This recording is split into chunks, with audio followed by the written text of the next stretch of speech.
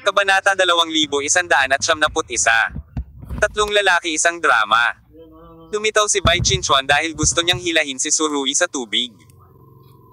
Gayunpaman, bago matapos ang tubig, nagkusa si hitian niya na tumayo. Malinaw, ang bawat galaw ni Bai Qingchuan ay nasa ilalim ng kontrol ni hitian niya. Dahil dito ay natalo si Bai Qingchuan ng isang round. Kumikislap ang mga spark. Ang ganoong splash of sparks ay talagang nasa loob ng inaasahan ni Surui. Ngunit nang dumating si hitian niya sa pinto sa pagkakataong ito ay higit pa sa isang sampal sa mukha o isang demonstrasyon. Siyempre, para sa mas malalim na layunin ng taong ito, hindi mahuhulaan ni Surui sa ngayon. Tahimik na kinakalkula ni Surui ang distansya. Kung bigla siyang gumawa ng marahas na pag-atake, dapat niyang maibagsak si hitian niya. Gayunpaman, dahil sa nakakatakot na pag-iisip ng kalaban. Dahil naglakas loob siyang lumapit sa pinto ng walang takot, dapat siyang maging ganap na handa, ayaw na ni Surui na humakbang muli sa bitag ng taong ito. Bilang karagdagan, dahil maaaring imbestigahan ng kabilang partido ang kinaroroonan ni Bai Qingchuan. Natural nilang malalaman ang eksaktong lokasyon ni Surui, at maging ang partikular na tirahan ni Xia Qing ay nasa ilalim ng kontrol ng kabilang partido. Ito ay isang bagay na hindi kayang tiisin ni Surui, at ito ang pinakamahalaga sa kanya.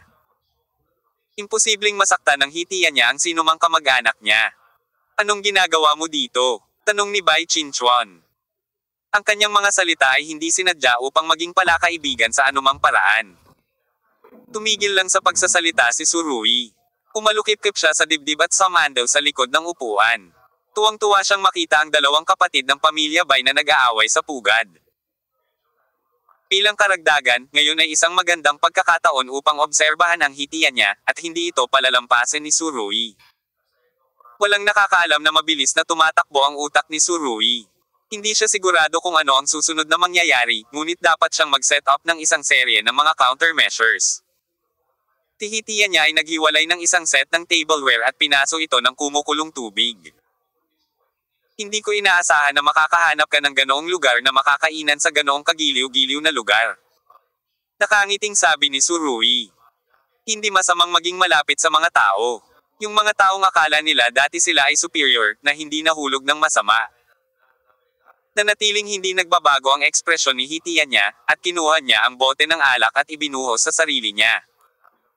Hindi kumikibo si Bai Qingchuan, ang kanyang ekspresyon ay malungkot na parang tutulo na ang tubig. Okay lang ang alak na ito. Ngunit sa tingin ko ay masyadong hindi epektibo. Umigop siya. Pagkatapos ay nagsimulang magdagdag ng mga gulay. At sinabi habang kumakain. Hindi ba para pag-usapan lang ang isang bagay? Hindi ba para lang magdesisyon? Bakit magde-delay ng napakatagal? Hindi ko naramdaman na walang bagay na hindi maluluta sa isang tawag sa telepono. Kung walang silbi ang gumawa ng isang tawag sa telepono, maaari ka ring tumawag ng ilang higit pang mga tawag. Bahagyang ngumiti si Surui. Ang buhay ay hindi lang tungkol sa trabaho, pagkain, kundi isang uri din ng buhay, palaging mabilis, mawawalan ito ng maraming saya. Kumuha si hitian niya ng 2 mani. Inihagi sa kanyang bibig, at sinabing, sa tingin ko ay tama ang sinabi mo. Ang pagkain ay talagang isang saloobin sa buhay, ngunit kayong dalawa ay walang kinalaman sa pag-uugali sa buhay. Ito ay ganap na walang kaugnayan. I have to say, tama talaga ang mga salita ni hitian niya. Tila dahil sa pagsunod, ang puso ni Bai Qingchuan ay labis na nalungkot, sumagot. Hindi ba natin maaaring gawing jade at seda ang mga labanan? Gawing jade at sutla ang mga laban. Biglang nanliit ang mga mata ni hitian niya matapos marinig ito. Bai Qingchuan, kapag sinabi mo ito, ang iyong posisyon ay tila medyo wala sa lugar. Marahil ang mga salamin na may itim na gilid ang hamarang sa matalas na mga mata ni hitian niya. Kung hindi, mararamdaman pa ni Bai Qingchuan na ang mga mata ng taong ito ay napakatindi na hindi niya maimulat ang kanyang mga mata. Sa kasong ito, talagang dehado si Bai Qingchuan. Ang mga taong naruroon ay ang pinakamahusay sa pinakamahuhusay, at walang sinuman ang dapat sumubok na madaig ang sinuman, ngunit si hitian niya ang may kapangyarihan sa isang tingin lang. Hindi inaasahan ni Bai Qingchuan na napakatalim ng sagot ni hitian niya, kaya hindi niya naiwasang magbitaw ng isang linya ng malamig. Ano ang posisyon ko, alam ng lahat sa pamilya Bay, at kung ano ang posisyon ng ilang tao, maging ang matanda. Hindi ko mahulaan ngayon. Lolo. Hindi na niya kailangang hulaan, kung ano ang gusto kong gawin ay naiulat na sa kanya ng maaga. Nakangiti pa rin si hitian niya, ngunit hindi nabawasan ang maliwanag na liwanag sa likod ng salamin. May mga taong gumawa ng gulo, at pagkatapos ay pinatay ang telepono at nagpunta sa ibang bansa para magbakasyon. Nang marinig ito, si Bai Qingchuan ang kanyang ekspresyon ay naging mas malungkot. Bihira kang makita, kailangan mo bang lumaban ng ganito? Hindi mo ba naiisip na sobrang nakakapagod? Nakakapagod talaga, mas nakakapagod kaysa magbakasyon sa Maldives. Tapos na. Nakangiting sabi ni hitian niya, sinasaktan niya si Bai Qingchuan. Ang taong ito ay talagang gwapo at namumukod-tangi, ngunit ang kanyang ngiti ngayon ay nagbibigay sa mga tao ng pakiramdam ng pagiging mahiyain at hindi ngumingiti. Ang iyong bibig ay mas matalas kaysa sa inaakala ko. Tila pinipigilan ni Bai Qingchuan ang galit sa kanyang puso. Pinaikit ang kanyang mga mata at sinabing, ngunit ang ganitong mga tao ay madalas na nagsasalita at kakaunti ang ginagawa. Kaunti lang ang sinabi mo, ngunit hindi ko pa nakikitang gumawa ka ng marami. Nagsimula na ang pagtatalo ng dalawa. Masaya rin si Surui, wala na talaga siya, parang walang kinalaman sa kanya ang lahat ng nangyari dito, kumakain pa rin ang lalaking ito, sabay sabing. Well, ang sarap talaga dito, ang sauce ng baboy.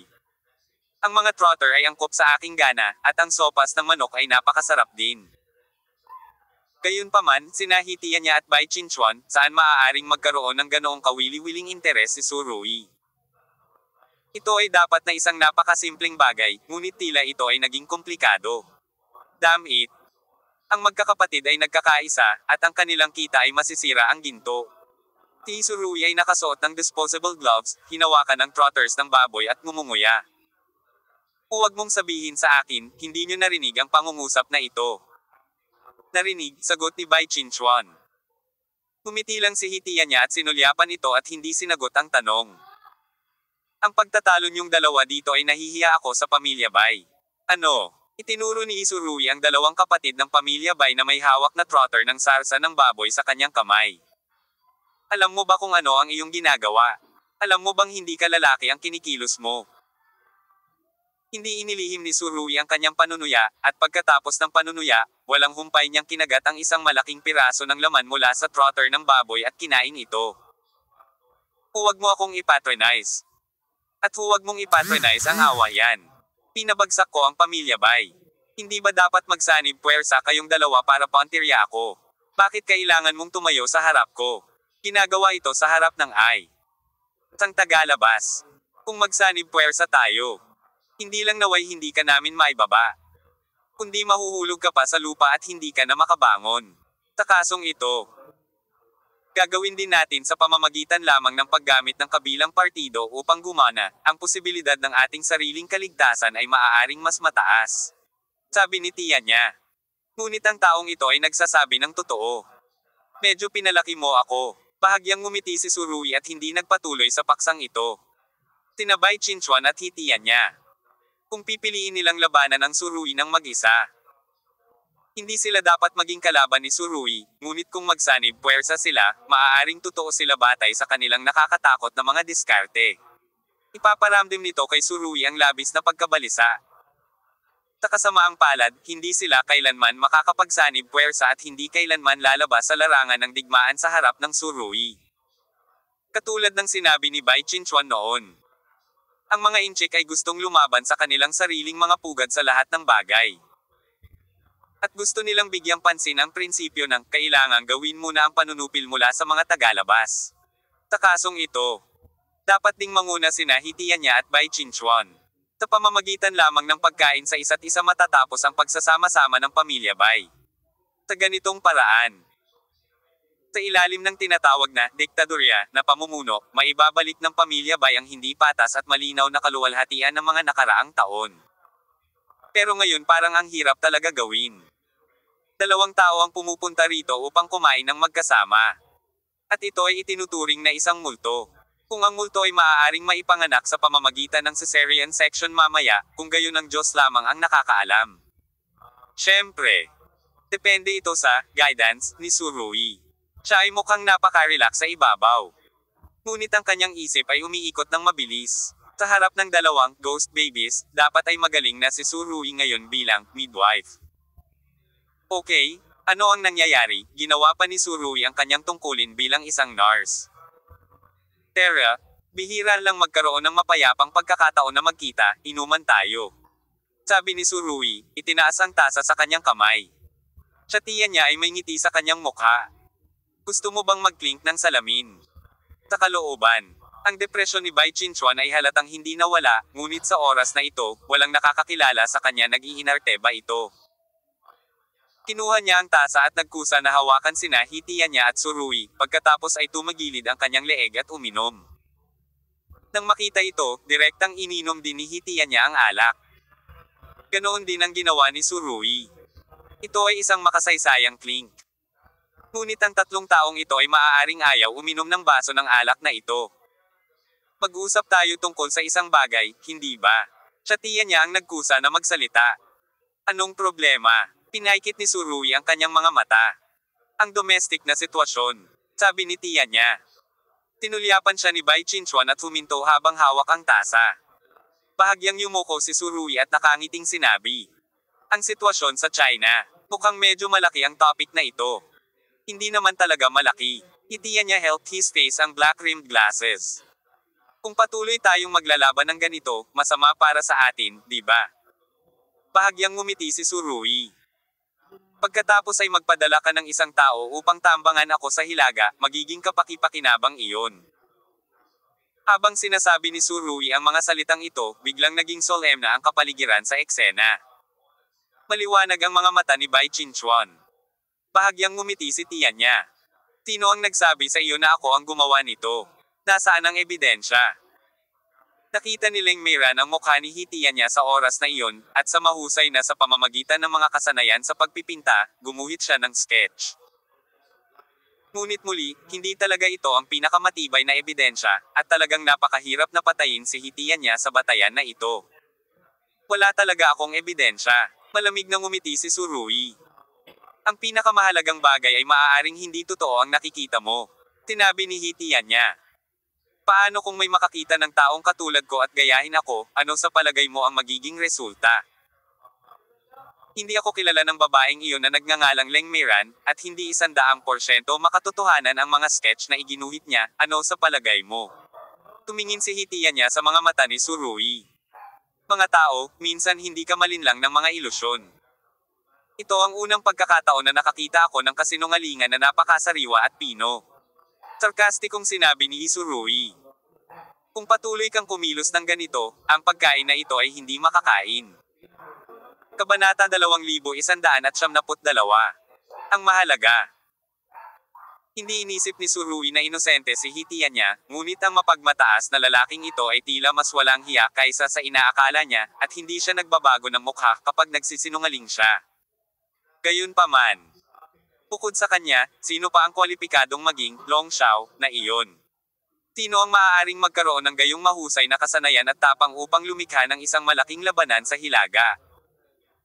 Nakakita ako ng napakaraming dayuhang mersenaryo na kumukubkob sa akin. Kung kakalat ang bagay na ito, tiyak na magdulot ito ng kaguluhan. Sa sandaling ito, isang aura ang biglang pumasok sa isip ni Surui. Sa Golden Triangle, nakatagpo rin siya ng maraming mersenaryo mula sa kanluran. Gaano kapareho ang dalawang senaryo? Hindi kaya, ito man ay ang North o ang Golden Triangle, ito ay gawa ng isang tao. Si Hitian niya ay nasa Hilaga, at si Fan Haijo ay nasa Golden Triangle. Hindi kaya walang koneksyon ang lalaking ito at isang babae. Hindi alam ni Surui kung ano ang resulta, ngunit ang aura na ito ay nagbukas ng bagong mundo ng pag-iisip para sa kanya. Siya ang taong pinakaayaw na gawing misteryoso ang mga bagay. Gayunpaman. Kapag ang mga bagay ay umunlad ng hakbang-hakbang, si Surui ay kailangang mag-isip ng higit pa at kailangan niyang isaalang-alang ang mga bagay sa mga komplikadong aspeto. Kailan aalisin ang mga patong ng belo? Ang tunay na pagkakakilanlan ni Long Xiao ay si Hitian niya, at saan nakatakas si Fan Haiju. Iniisip ang dilaw na likido na halos lason siya sa lupa, ang mga kilay ni Surui ay nagsalubong ng husto. Mayroong higit pang mga trick sa likod ng insidenteng ito kaysa sa naisip ko. Kung hindi mahuli si Fan Haiju, hindi pa tapos ang usaping ito, at ito ang palaging magiging sakit sa puso ni Surui. Kuya Rui, bakit nakakunot ang noo mo? Malinaw na gustong tumayo ni Bai Qingchuan sa parehong kampo ni Surui. Bagamat magpinsan sila ni Hitian niya, halatang mas masungit sila, mas malaki. Huwag ka pa rin maniwala sa akin. Isang ngiti ang lumitaw sa mukha ni Hitian niya, mukha siyang napaka-relax. Kilala mo ba si Fan Haiju? Biglang tanong ni Surui. Ito ang dalawang karakter na hindi kayang lumaban ng magkasama, ngunit likas na gustong iugnay sila ni Surui. Hindi ko pa narinig ang pangalang ito. Bahagyang ngumiti si Hitian niya, mukhang komportable. Nabalot muli ng katahimikan ang eksena. Kapag ang tatlong posisyon na ito ay magkaiba, at lahat ay hindi nasisiyahan sa puso ng ibang tao, halos imposible para sa kanila na isantibi ang kanilang sama ng loob at magkaroon ng mapayapang pagkain. Tihitian niya ang unang bumasag muli sa katahimikan. Tinabi ko pa rin iyan. Ang pakikibaka ng nakatatandang henerasyon ay ang usapin ng nakatatandang henerasyon. Marami akong negosyo sa ibang bansa. At imposibleng manatili sa China ng masyadong matagal. Kung mananatili ako ng isang araw, mawawalan ako ng isa pang araw, at ang mga pagkalugi na ito ay hindi gustong tiisin. Kung gayon kung patuloy kitang kaladkarin, hindi ba kita magagawang kaladkarin pababa? Nakangiting sabi ni Surui. Hindi niya iniisip na ang hitian niya ay isang lehitimong dahilan, at maaaring mas mahirap kaysa sa pag-abot sa langit na marinig ang katotohanan mula sa bibig ng lalaking ito. Kapayapaan Kabanata 1, walang mas mahalaga kaysa sa kaligtasan ng bawat isa. Inilapag ni hitian niya ang tasa sa mesa. Siyempre, makikita mo rin sa aking ugali na sadyang ayaw kong ilagay ang tasa sa mesa. Hindi ko ugali na ilagay sa balikat ang pamilya Bai. Tumawa si Bai Qingchuan. Nakita ko talaga. Ang dalawang kapatid na lalaki ay tit for tat. Kahit na isang maliit na bit ng kawalan at nakakainis. Wala, sa kabiserang lungsod na puno ng pagkukunwari, maaari itong ituring bilang isang bihirang, malinaw na batis. Ano sa tingin mo, ano ang susunod nating gagawin? Humisi si Surui at ibinalik ang tanong. Kung isasantabi ang hindi pagkakaunawaan, sa palagay ko ay hindi makahinga ang matandang lalaki ng pamilya Bai. Sinasabi ko pa rin. Huwag muna nating pansinin ang mga usapin ng mas lumang henerasyon sa ngayon. Bakit ang mga labanang iyon ay umabot ng mga dekada at naipon hanggang ngayon? Napaisip si tiya niya sa sarili. Pagkatapos umigop ng alak. Ito ay isang panahon ng kapwa-benepisyo. Walang gustong mabuhay ng pera. Kung handa kang bumalik sa Estados Unidos bukas, kukunin ko ang iyong salita para dito. Tsuruimi nakangiti siya habang nakabukas ang kanyang mga mata. At hindi ko gustong makita ang pamilya Bai na patuloy na namumulot ng mga tinek at makahanap ng gulo sa susunod na pagkakataon. Ang pamilya Bai ay napinsala mo ng husto, kahit na gusto nila na gumawa ng inisyatiba upang makahanap ng gulo, natatakot akong hindi nila ito magagawa. Nakangiting sabi ni hitian niya. Kaya lang, ginamit niya, sila. Ang dalawang salitang ito ay talagang, exotic, na nagpakunot ng husto sa noo ni Bai Qingchuan. Sa pananaw ni Bai Qingchuan, tihitian niya ay hindi kailanman bahagi ng pamilyang Bai. At hindi niya kailanman itinuring ang kanyang sarili bilang isang miyembro ng pamilya. Walang alinlangan si Lolo tungkol sa pag-empleyo ng mga tao. Ngunit palaging may mga pagkakataong malabo ang kanyang mga mata at maling tao ang kanyang nakikita. Ngayon, pansamantalang nawala si Bai Qingchuan sa halos lahat ng kapangyarihan ng pamilya. Kahit papaano sa ibabaw, si Bai Qingchuan ay wala ng mga kwalifikasyon para makipagbuno kay hitian niya. Pero ganito ba talaga? Si Surui ay hindi gagawa ng ganoon kasimple at madali ang paghuhusga. Hindi niya nakalimutan na ang karaniwang nakakapasong araw ay nakaharap sa mga puting sundalo na armado hanggang sa ngipin sa gitnang silangan. At hindi rin niya nakalimutan ang dobleng especially iyan na nahuli niya noong huling pagkakataon na tinakpan ni Bai Qingchuan. Sa makatuwid, kahit na pansamantalang mawala ng kapangyarihan si Bai Qingchuan, imposibleng matalo siya ng madali. Napakalalim din ang kanyang tubig. Ngunit ngayon, ang pahayag ni hitian niya ay nagpaisip kay Surui ng malalim. Bagamat palihim na papasok at pupunta ang dalawang panig, ngunit walang tunay na harapang paghaharap, ngunit pinili ni Hitianya na huminto sa oras na ito, na lubhang nakakalito. Pumunta siya sa Huaxie para gumanap bilang isang bumbero. Ngunit ngayon, ang bumbero na ito ay halos walang nagawa, kaya kailangan niyang magbago ng isip at umalis sa Huaxie. Kung ganoon, hindi na siya makakabalik. Ang pamilya Bai ay umaasa sa Hitianya upang tumulong sa pagkumpleto ng pagbaliktad. Kung aalis siya ng ganito, tinatansya na mas marami siyang kasamaan kaysa kay Bai Qingchuan. Ito ay talagang isang napakawalang utak na desisyon. Gaano man ka makasarili si Hitianya, imposible para sa kanya na magpasya na umalis sa sandaling ito. Maniwala ka sa akin kung sasabihin mong aalis ako, pagkatapos ay aalis ako upang ipakita sa iyo. Isinuot ni Hitianya ang kanyang black-rimmed glasses at ngumiti, pagkatapos ay binuksan ang kanyang telepono at tiningnan si Surui sa tiket na kanyang nabook. Ang eroplano sa tanghali kinabukasan, mula sa Ninghay International Airport, hanggang New York. Nakangiting sabi ni Hitianya, ngayon dapat mo na akong pagkatiwalaan. Pumili ka ng tiket sa eroplano at hindi mo na kailangang sumakay sa eroplano. Siyempre hindi kaagad maniniwala si Surui, at walang nakakaalam kung anong hukay ang susunod na hinukay ni Hitianya. Kailangan ko bang padalhan ka ng selfie sa airport?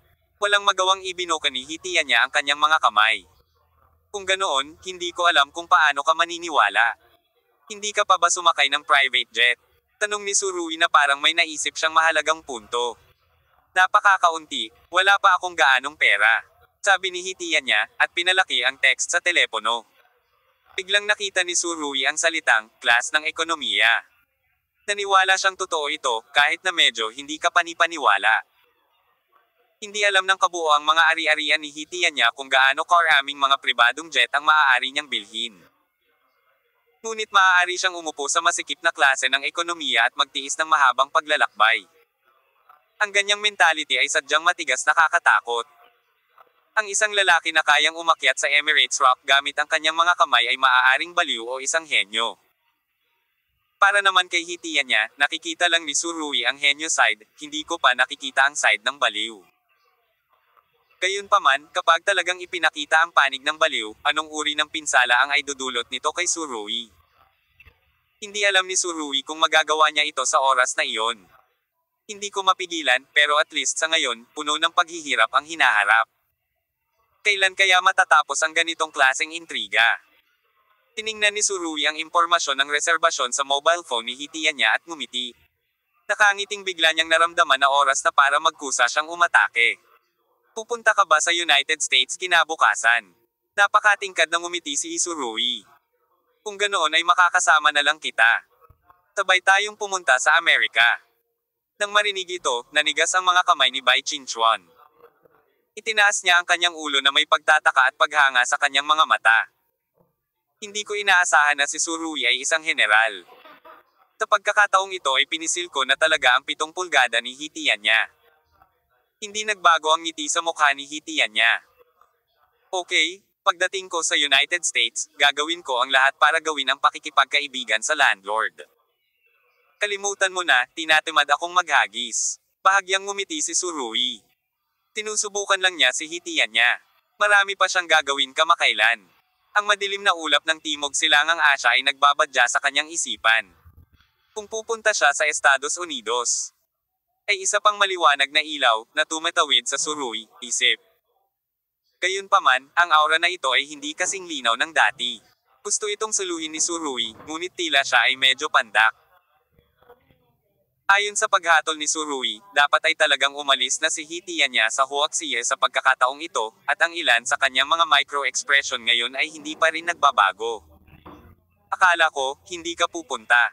Tumawa si Tianya. Nakakahiya ang pagkain na ito, lahat ng 3 malalaking lalaki ay naghahanap ng sasabihin, ngunit bawat pangungusap ay puno ng kabuluhan.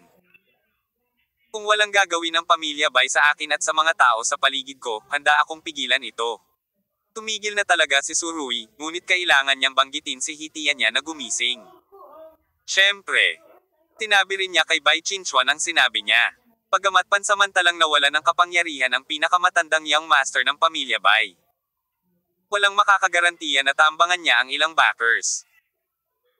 Ang mundong ito ay maaaring maging mas simple, ngunit ngayon ay tila ang mga kasimplehang ito ay nakatadhana na makaligtaan ang Tsuruoy. Uminom talaga ng isang buong bote ng white wine ang 3 taong walang masabi. Siyempre, ang halagang ito na 3 tael bawat tao ay hindi isang malaking problema para sa kanila. Pwede ba kitang hilingin na kumanta? Tumawa si tiya niya.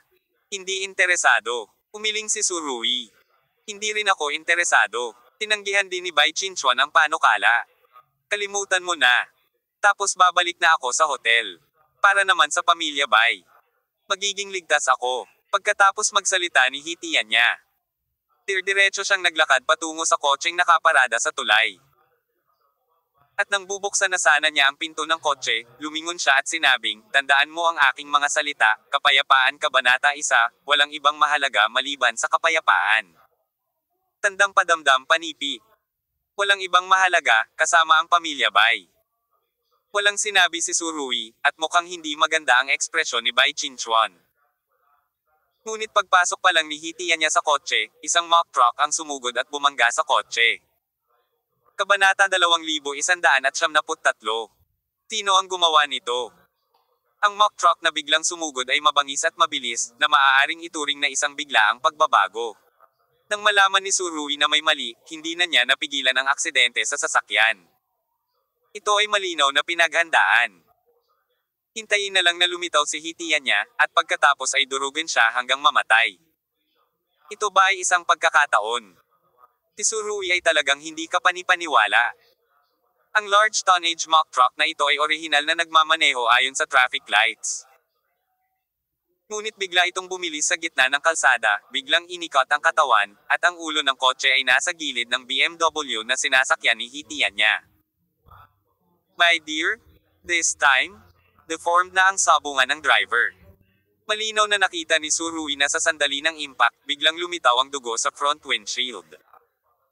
Naiipit ang front body ng ganito, siguradong hindi mabubuhay ang driver. Ang mock truck na ito ay dapat na gustong direktang tamaan si hitian niya, ngunit bahagyang nalipat ang impact position, at naging scapegoat ang driver. Gayunpaman, ang kasalukuyang hitian niya ay tiyak na hindi madali. Mabangis na bumangga ang kanyang ulo sa pinto ng kotse, at ang kanyang mga mata ay natusok ng mga gintong bituin.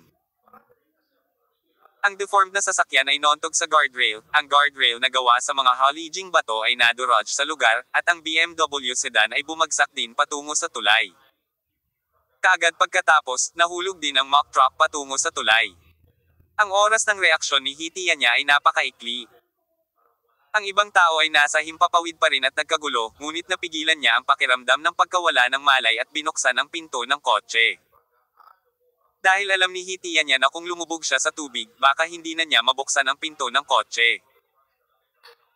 Bagamat nasira ang windshield sa harap at hindi masyadong madiin ang pinto para buksan, ngunit walang ideya si hitian niya kung ano ang magiging kalagayan niya kapag nahulog siya sa ilog.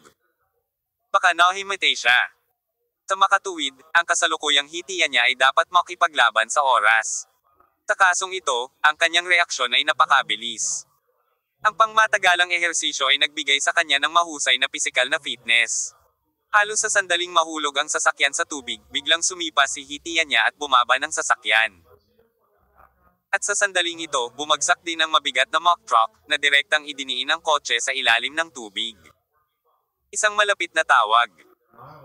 Kung bumagal ng kalahating segundo ang takbo ni hitian niya, hindi na niya ito iisipin, madudurog siya hanggang sa mamatay sa tubig ng mock truck. Gayunpaman, ito ang kaso. Ang pagtatapon ng mock truck ay nagbunga pa rin ng malaking puwersa ng pagsipsip. Halos panasa ng mabigat na katawan ang katawan ni hitian niya at nahulog sa ilog. Sa makatuwid, ang huli ay sinipsip din at nawala ang sentro ng grabidad nito. Malakas itong bumangga sa katawan ng mock truck. Hitian niya can swear, hindi pa siya nakakaramdam ng ganito kalakas na impact sa buhay niya. Pakiramdam ko ay mababasag na ang ulo ko, at parang madudurog ang mga buto ko. Pakiramdam niya ay naging sapot ng gagamba ang kanyang katawan, at ang mga sapot na iyon ay mga marka ng pagkawasak ng kanyang katawan. Sa sandaling ito, naramdaman ni hitian niya na malapit na siyang mamatay. Kinagat niya ang kanyang mga ngipin at gusto niyang kagatin ang kanyang dila upang i-refresh ang kanyang sarili, ngunit ang matinding sakit ay nahirapan siya kahit na ang kanyang mga ngipin. Sa gayong mga kalagayan, sinakal ni Hitiya niya ang ilang laway, at ang kanyang katawan, na puno na ng sakit, ay naging mas malambot. Sa oras na ito, mabilis na lumabas si Surui ng isang hakbang at tumalon sa ilog anuman ang panganib. Hindi sa hindi maaaring mamatay si Hitiya niya, ngunit hindi ngayon ang oras, lalo na kapag nakatayo pa rin si Surui at nanunood. Kung talagang namatay si Hitiya niya, bukod sa pamilyang Su, tinatansya na ang buong kabisera ay maghahinala sa kanya. Bakit hindi ka ma-accident ng maaga at huli, ngunit ang aksidente sa sasakyan ay nangyayari kapag katabi mo? Nang tumalon si Surui, sumugod din si Bai Qinchuan sa tulay. Siya, ang pinakamatandang young master ng pamilya Bai, ay hindi nag-atubili sa harap ng pagliligtas ng mga tao. Mabilis siyang lumabas sa sirang guardrail at tumalon pababa.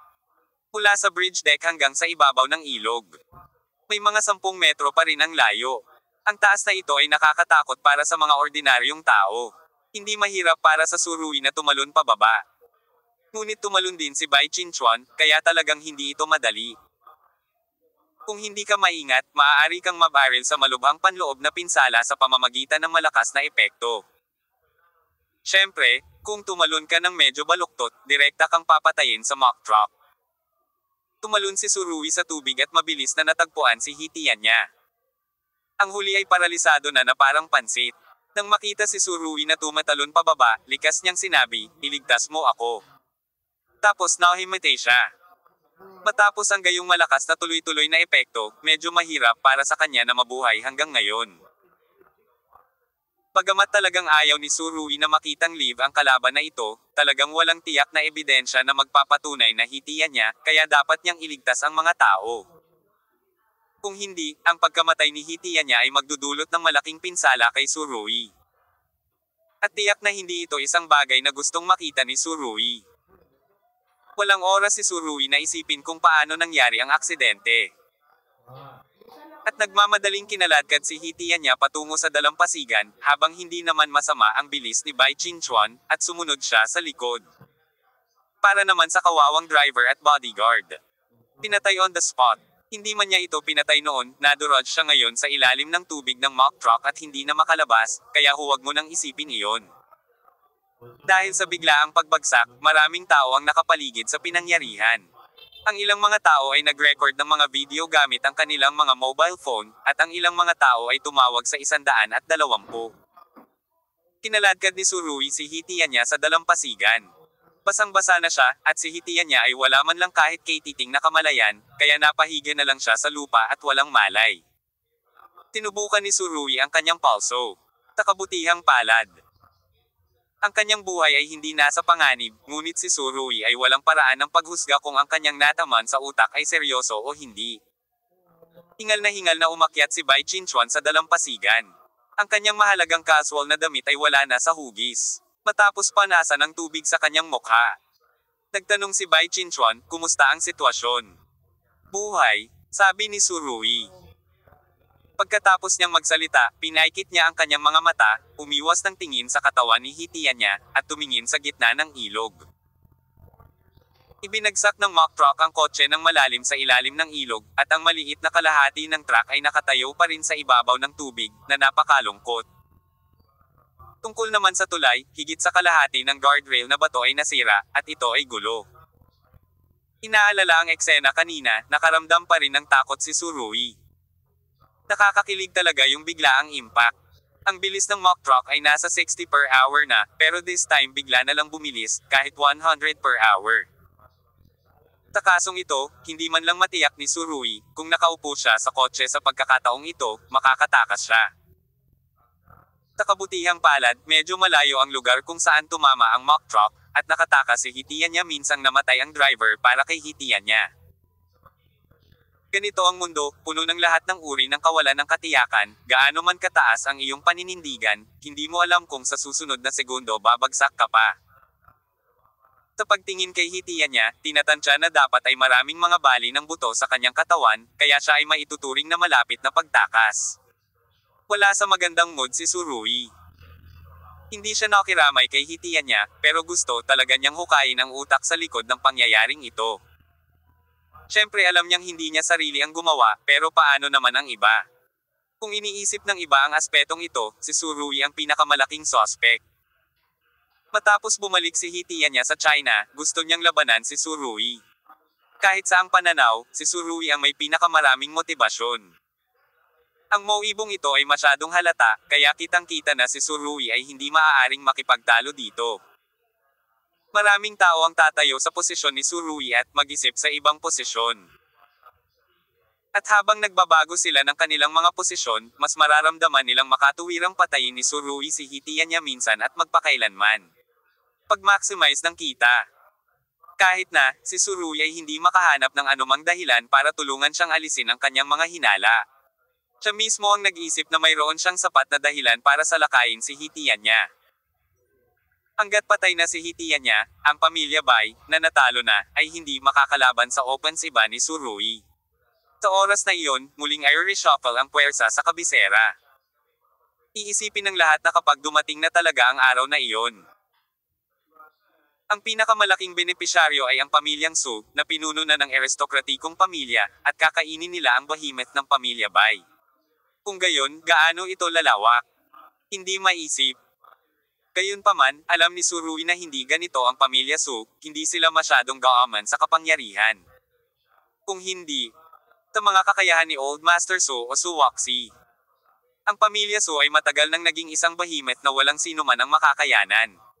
Kahit na sila ay napakalakas, sa mga nakaraang taon, ang ganitong uri ng malakas at walang nakikitang paglago. Ang pamilyang Su ay hindi nais na maging ang tanging pamilya, ngunit maraming mga tao ang nag-iisip na gagawin ito ng pamilyang Su. Ang pag-crash na ito ay maaaring mag-trigger ng isang serye ng mga chain reaction. Sa totoo lang, ang ganitong uri ng paraan ng epekto ay talagang hindi masyadong matalino.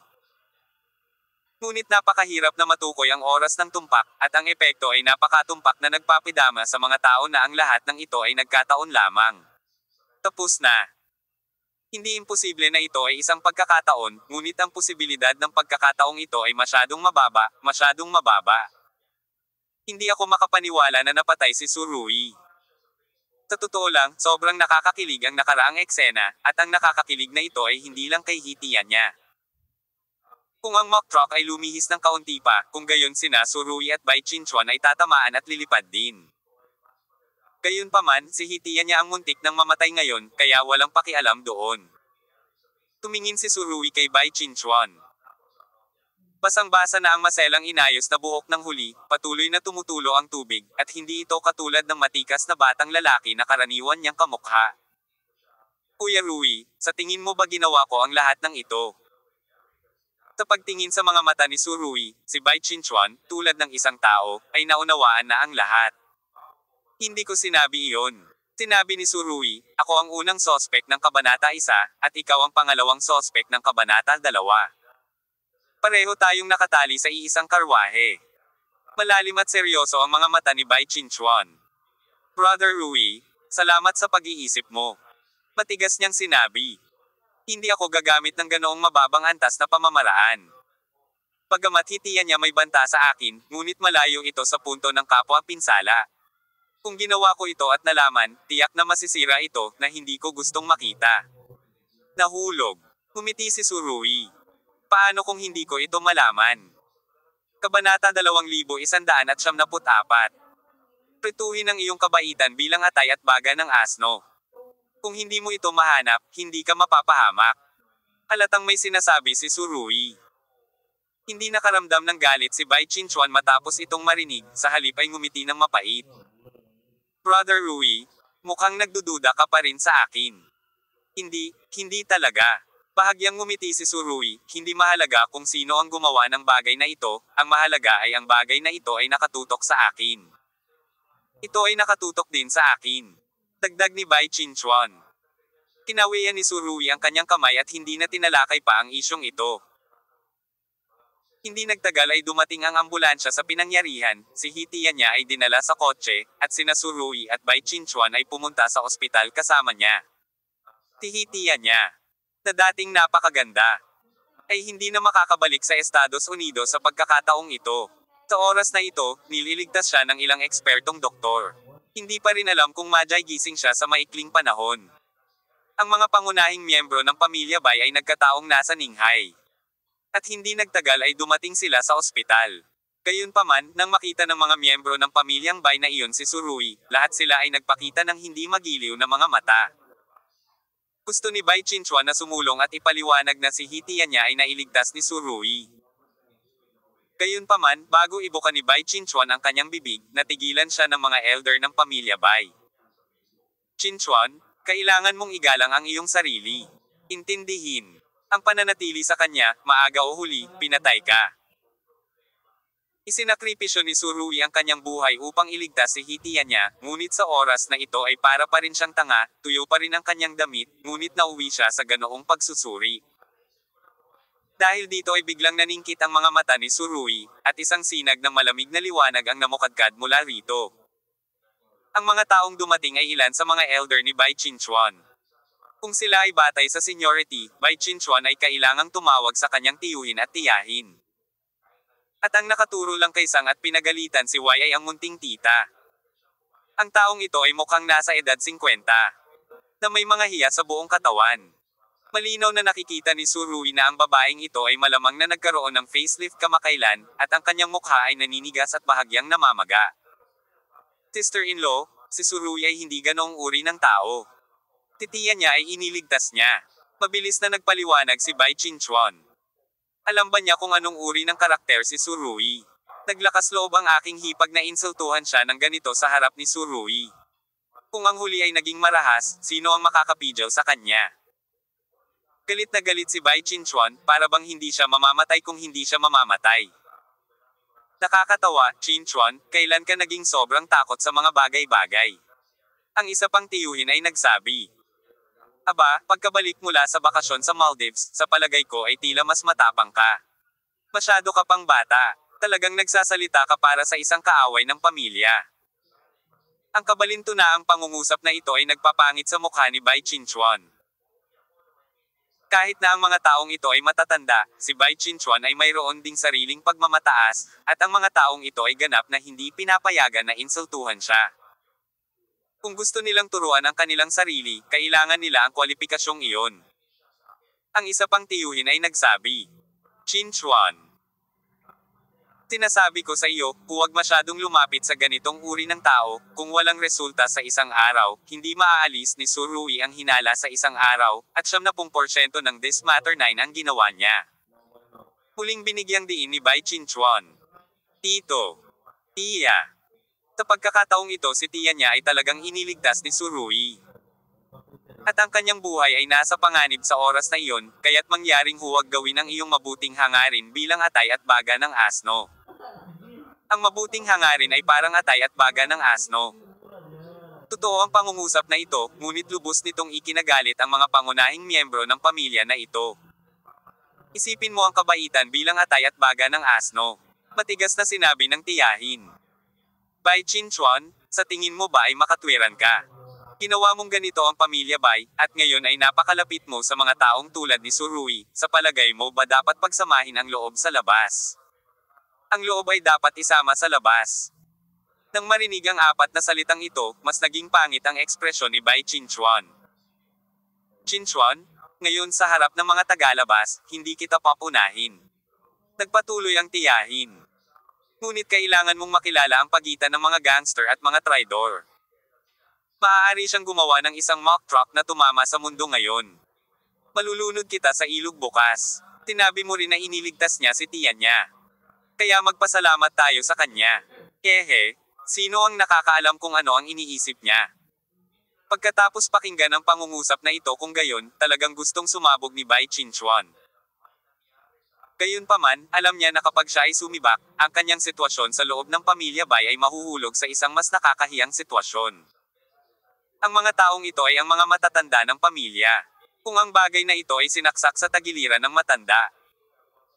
Kung gayon si Bai Qingchuan, na nagdala na ng maraming kasalanan, ay kailangang magdala muli ng isang malaking palayok, hindi man lang maitapon.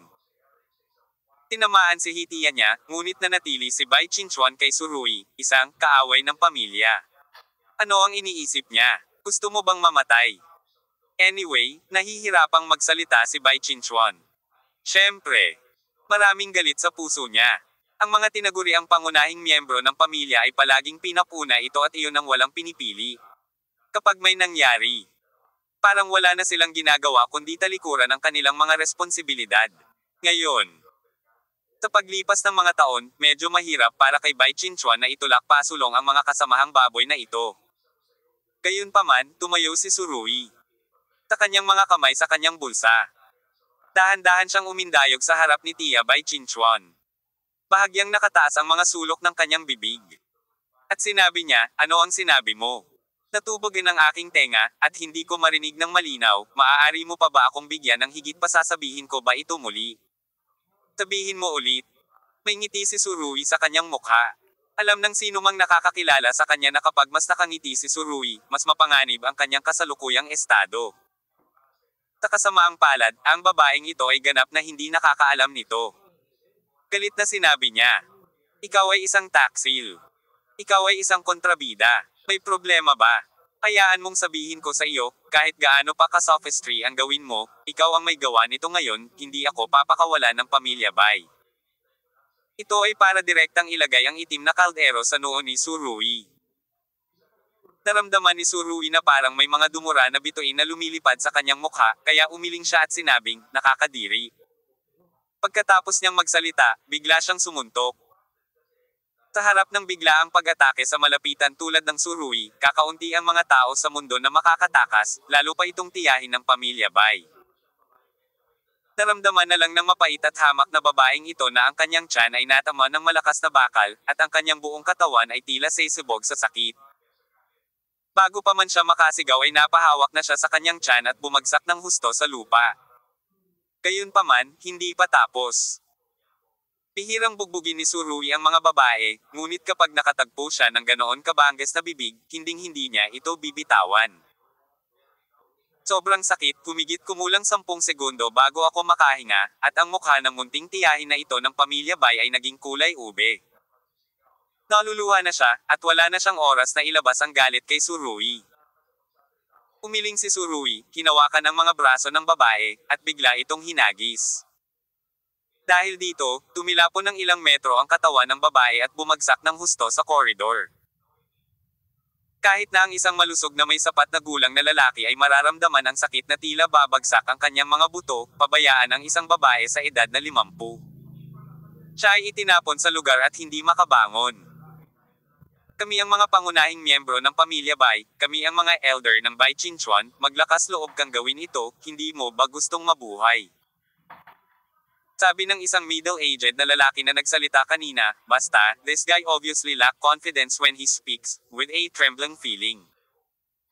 Hindi inaasahan ni Bai Qingchuan na gagawin ito ni Surui sa sandaling sabihin niya ito. Ngunit ngayon ay tila kailangan pa rin ng masasama na gumiling ang masasama. Kung hindi ito gagawin ni Surui, hindi alam ng mga tinatawag na elder na ito kung ano ang gagawin. Kailan mo pinag-uusapan? Sa makatuwid, nakatayo sa posisyon ni Bai Qingchuan, talagang gamaan ang pakiramdam niya. Tumingin siya sa tiyuhin na natakot kay Surui sa oras na ito, at talagang nagpakita siya ng karapat-dapat na ekspresyon. Ayaw ko nang mabuhay. Ang mukha ni Surui ay nagpakita ng mapanuksong pagngisi, sa totoo lang, dapat kitang tanungin tungkol dito. Sabi, bahagyang humakbang pasulong si Surui. Dahil sa hakbang na ito, nanginginig ang mga binti ng tiyuhin. Iniunat ni Surui ang isang kamay. Hinawakan ang kwelyo ng kabilang partido, at sinabing mapanlate, tingnan mo ang iyong duwag. Pinaghahampas niya ang kanyang mga tuhod at pinaghahampas ang tiyan ng isa't isa. Wow! Dahil sa marahas na epektong ito, ang tiyuhin na si Bai Qingchuan ay napasok kaagad. Biglang, ang pasilyo ay nagsimulang amoy labis na hindi kanais-nais.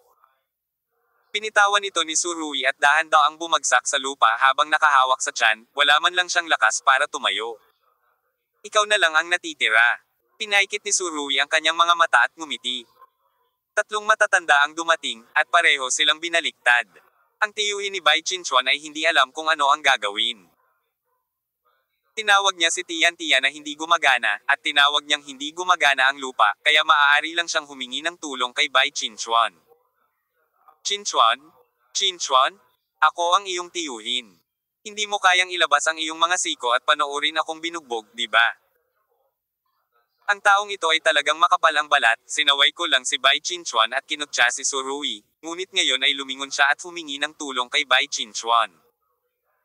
Dalawang beses na tumikim si Bai Chinchuan sa kanyang puso, ngunit sa panlabas ay nanatili siyang kalmado. Hindi man lang niya sinagot ang tanong. Sa puso ni Bai Chinchuan. Talagang iniisip niya na ang mga kamag-anak na ito ay masyadong walang kakayahan at walang silbi. Bukod sa intriga, wala silang masyadong kakayahan. Kaya ang turuan sila ni Surui ng magandang aral. Parang hindi naman masama. Alam na ngayon ni Surui ang maingat na pag-iisip ni Bai Chinchuan, ngunit tamad siyang magmalasakit. Kumaway siya sa tiyuhin ni Bai Chinchuan at sinabing, halika rito. Siyempre ang lalaking iyon ay hindi nang ahas na sumama, at nagpunta pa siya ay sunod-sunod na umatras ng ilang hakbang. Umiling si Surui. Hindi na siya mapakali na abutin at bugbugin ang iba, kaya sinunggaban niya ang dating samuka na miyembro ng pamilya Bai at itinapon ito. Sa sobrang casual niyang ibinato. Halos kapareho ng diskargadong bola ng kanya ng epekto. Ang tiyuhin ni Bai Chinchuan ay tama at tumpak. At siya ay nahulog ilang metro ang layo, halos walang sakit. Nawalan siya ng malay at matagal na hindi nakabangon. Para kay Bai Chinchuan. Ang ganitong uri ng eksena ay talagang nakakagaan ng loob. Ngunit kung tutuusin, siya ay kabilang sa pamilyang Bai, at hindi makatwiran na tulungan si Surui ng hayagan, hindi pa banggitin na ang trato sa kanya ni Surui ay napakalungkot noon. Sandaling gusot, hindi alam ni Bai Chinchuan ang sasabihin. I hate these people who bite Ludongbin the most. Pinalakpakan ni Surui ang kanyang mga kamay, pagkatapos ay tumingin kay Bai Chinchuan, tumalikod at umalis. Sa ilang kadahilanan, naramdaman ni Bai Chinchuan na ang mga mata ni Surui ay puno ng walang katapusang kahulugan. Kabanata 2175. Patay na walang patunay. Pagkababa ni Surui, nakita niya ang dalawang sasakyan ng pulis na nakaparada sa harap ng ospital. Pumaba si Ye Binglan sa kotse at nakita si Surui, hindi siya nagulat, sinabi niya, Kuya, kakaiba ang pangyayari ngayon. Sa kotse say. Pinaikit ni Surui ang kanyang mga mata. Nakaramdam din siya ng kakaiba, ngunit walang ebidensya. Tumango si Ye Binglan. Nagkataong binabantayan ang eksena sa tulay. Kinuha namin ang surveillance video at nalaman namin na tumpak na itinuro ng driver ang oras. Dati. Suabe at steady lang ang pagmamaneho nila, pero hindi naman mabagal ang takbo, pero pagdating sa intersection, bigla siyang bumilis at bumangga sa sasakyan ni hitian niya. Ang layunin ng driver na ito ay napakalinaw, malinaw na pinaghandaan. Sinabi ni Surui sa malalim na boses, sa kasamaang palad, patay na ang driver. Oo. Nang pangisda namin siya sa labas ng ilog. Ang kanyang ulo ay nalapad at na-deform dahil sa baluktot na harap ng kotse, na nakakalungkot.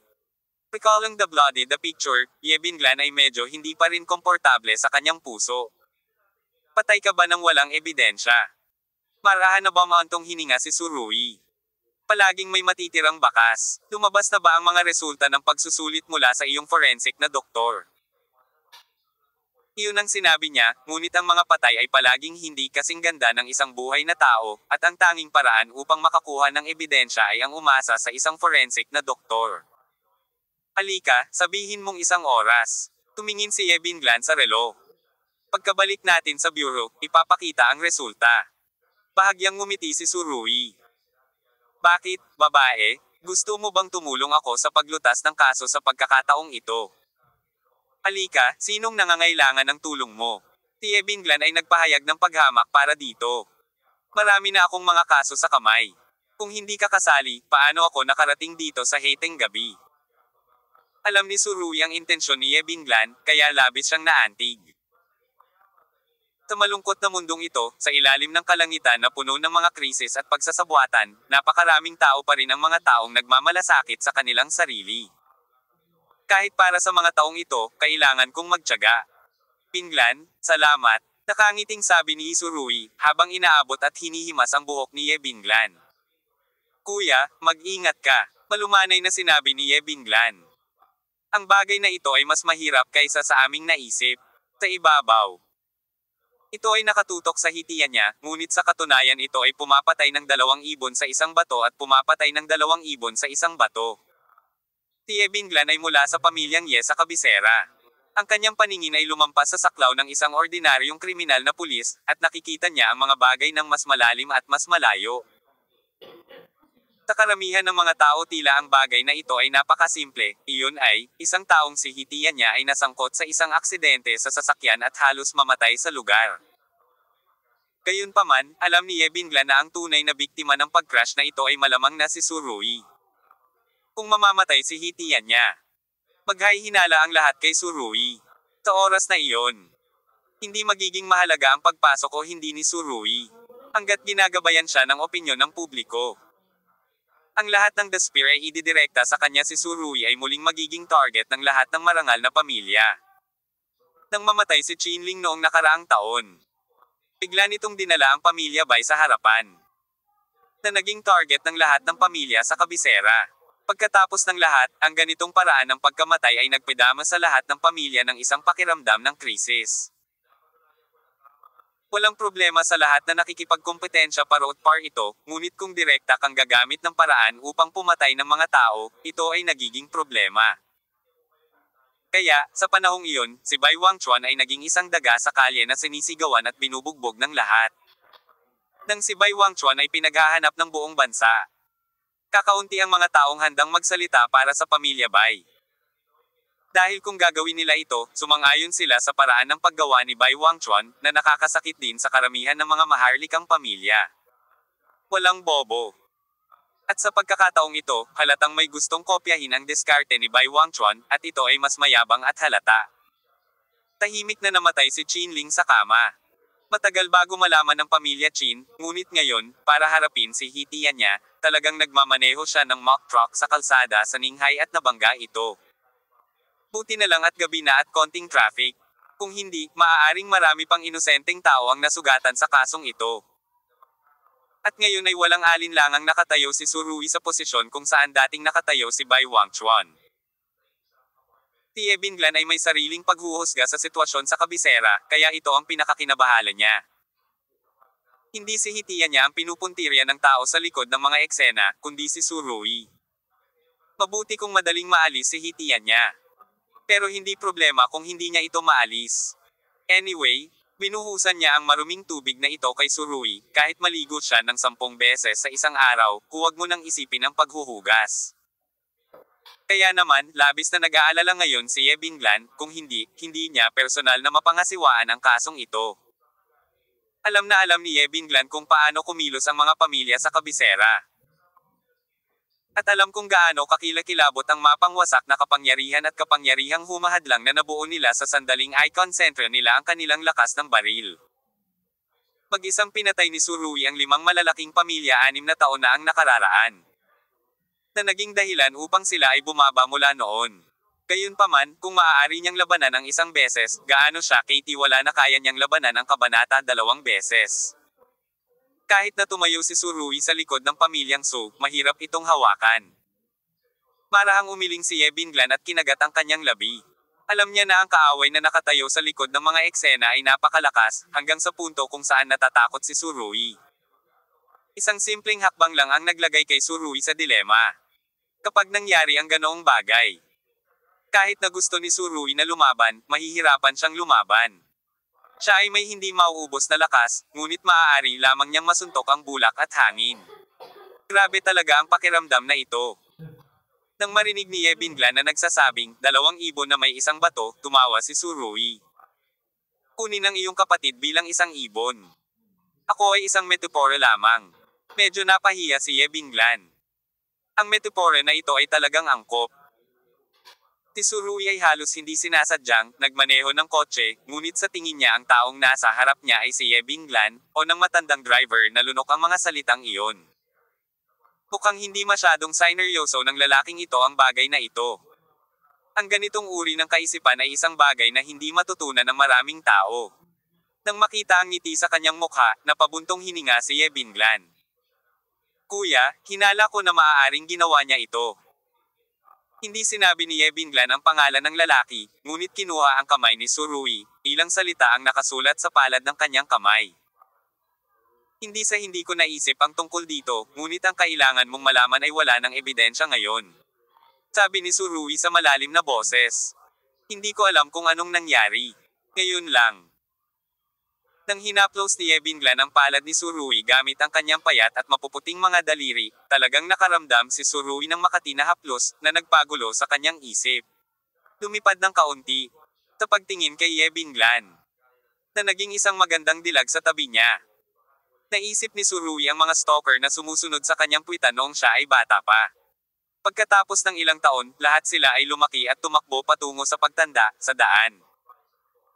Sa landas ng buhay, sila ay tumanda at patuloy na itinatapon ang kanilang kawalang kasalanan. Intriga at intriga sa lipunang ito. Hindi na sila pinapayagang magkaroon ng kahit katiting na puro ideya. Hanggat ang ideyang ito ay lumalabas ng kaunti. Ito ay kukurutin ng kalaban at aatakehin ng husto. Sa makatuwid, sa kasong ito, ang mga bagay at buhay ay naging napakakomplikado. Ito ang proseso ng paglago, at hindi pagmamalabas na gamitin ang salitang sakit sa panganganak, upang ilarawan ito. Itinaas ni Yebinglan ang kanyang ulo at nakita ang mga mata ni Surui sa tamang oras. Bahagyang ngumiti siya, at tahimik na lumutang ang dalawang pamo mula sa kanyang mukha. Kuya, tumitingin ka ba sa iba? Ang ice blue ay talagang lalong gumaganda. Nakangiting sabi ni Surui, binawi ang kanyang iniisip. Hindi ko alam kung ang papuri mo sa akin ay makakatulong sa huling kaso. Napabuntong hininga si Yebinglan. Okay, sapat na si Xiaonizi, kahit na naglakas loob siyang pagtawanan ako. Nakangiting sinabi ni Surui. Purihin kita sa pagiging maganda, syempre nakatulong ito sa kaso, dahil ang kasong ito ay mayroon lamang pareho tanging magaganda at matatalinong tao ang makakasira nito. Maganda at matalino. Hindi naintindihan ni Yebinglan ang kahulugan ni Surui. Kuya, pinupuri mo ba ako? Oh. Ang unang kalahati ay isang papuri, at ang ikalawang kalahati ay totoo, sabi ni Surui. Nagpout si Yebinglan. Kuya, pinagtatawanan mo ako. Hindi mo ba naisip na may ginagawang maganda ang kalaban? Umiling si Surui, Nishan. Ang paglipat na ito ay talagang maganda, ito ay napakalinaw, ngunit mahirap para sa mga tao na lumaban. So, kailangan nating maghanap ng entry point. Naikuyong ni Yebinglan ang kanyang mga kamao. Sa totoo lang, kung sineseryoso mo ang bagay na ito, maaari mong mahukay ang mga salarin sa likod ng mga eksena. Sa oras na iyon, ang taong ito ay tatawaging intentional murder, at tingnan kung paano niya ito tinanggal. Pero, kung ako siya, hindi ako mag-iiwan ng anumang baka sa bagay na ito. Pinaikit ni Surui ang kanyang mga mata at ngumiti. Siguro, ang resulta na nakuha natin mula sa forensic na doktor ay. Pagkatapos ng isang paghinto, dahan-daang naglabas ng dalawang salita si Surui. Uminom ka sa pagmamaneho. Inom sa pagmamaneho. Natahimik ang ekspresyon ni Yebinglan. Oo, drunk driving? Siyempre, baka drug driving din. Iniunat ni Surui ang tatlong daliri. Kung malalaman natin ang tatlong dahilan para sa kabanata. Ito ay ang taong ito ay may kasaysayan ng sakit sa pag-iisip, at siya ay nasa isang estado ng sakit sa pag-iisip nang siya ay nakabangga ng isang tao. Nang marinig ito, naging mas solemn na ang kutis ni Yebinglan kaysa dati. Alam niyang tama ang sinabi ni Surui. Imposible para sa kabilang partido sa hindi inaasahang pagkakataon. Kung tatanungin ng Ninghay Municipal Bureau na hanapin ang salarin sa likod ng mga eksena, paano magagamit ng salarin si hitian niya para i-frame si Surui? Sure enough, makalipas ang 10 minuto, tinawag ako ng forensic doctor na tumatawag. Ibinaba ni Yebinglan ang telepono, umiling, at sinabing, Kuya, gaya ng iniisip mo, ito ay lasing na nagmamaneho, at higit pa, ito ay lasing na nagmamaneho. Ikinalat ni Surui ang kanyang mga kamay. Sa pangkalahatan, ang mga kaso ay nakatago sa ganitong paraan, at ngayon ay mayroon na lamang isang channel na natitira. Naghihintay na sila sa conference room, sabi ni Yebinglan. Makalipas ang ilang minuto, dumating na ang sasakyan sa looban ng Ninghay Municipal Bureau. Mabilis na bumaba ng sasakyan sina Surui at Yebinglan at pumunta sa conference room.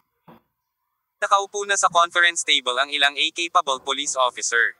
Sa sandaling nakita niya sina Surui at Yebinglan na papasok, agad niyang itinaas ang kanyang kamay at sumaludo.